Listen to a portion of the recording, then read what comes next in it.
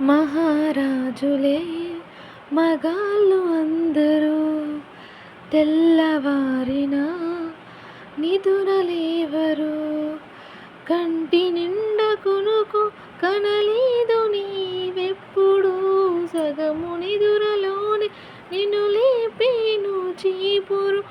మగబిడ్డల యోగమేమిటో లేవగానే భోగమేమిటో.